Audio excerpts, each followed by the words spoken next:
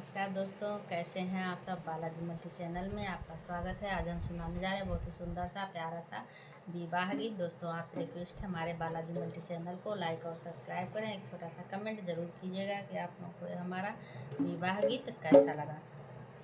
कहवा के पालकी सिंगार लिया वेला, कहवा के पालकी सिंगार वेला, इंगुरे ढरल चारो पामरे ललन, अरे इंगुरे ढरल चारो पामरे ललनवा।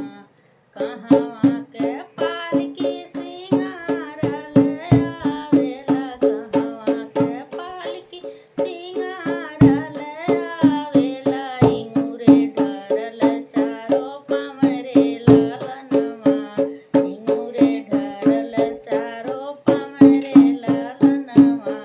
कहवा के राजा चढ़ी ब्याहन आवेला, कहवा के राजा चढ़ी ब्याहन आवेला, कवने ही राजा जी के द्वारे रे ललनवा, कवने ही राजा जी के द्वारे रे ललनवा। कहवा के अयोध्या के पालकी सिंगार आवे, अयोध्या के पालकी सिंगार आवे, इंगुरे ढरल चारो पामरे ललनवा, इंगुरे ढरल चारो पामरे ललनवा।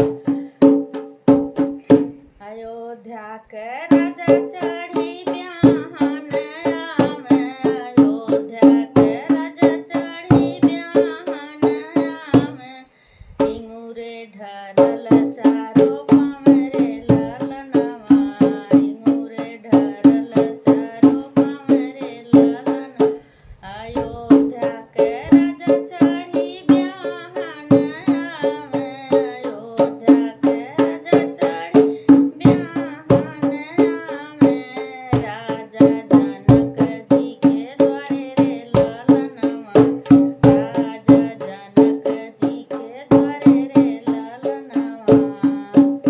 जवन राजा ऐसन बगिया लगावेला, जवन राजा ऐसन बगिया लगावे, तवन राजा कैसन होई रे ललनवा, तवन राजा कैसन होई रे ललनवा।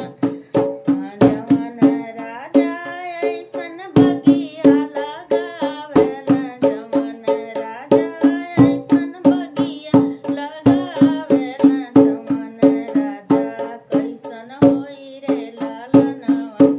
जब बरियाती आंगन भिड़ी अइली, जब बरियाती आंगन भिड़ी अइली, अंगना जे चित्र विचित्र रे ललनवा, अंगना जे चित्र विचित्र रे ललनवा। जवन राजा ऐसन महल उठावेला, जवन राजा ऐसन महल उठावेला, तवन राजा कैसन होई रे ललनवा, तवन राजा कैसन होई रे ललनवा। जवन राजा ऐसन महल उठावेला, जवन राजा ऐसन महल उठावेला, तवन राजा कैसन होई रे ललनवा।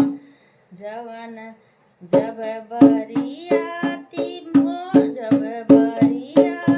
माड़ो भिड़ी अइली, मड़वा जे चित्र विचित्र रे ललनवा, मड़वा जे चित्र विचित्र रे ललनवा। तवन जवन राजा ऐसन मड़वा उठावेला, तवन राजा कैसन होई रे ललन। जवन सिया जी के माड़ो सजावे, जवन सिया जी के माड़ो सजावेला, तवन सिया जी कैसन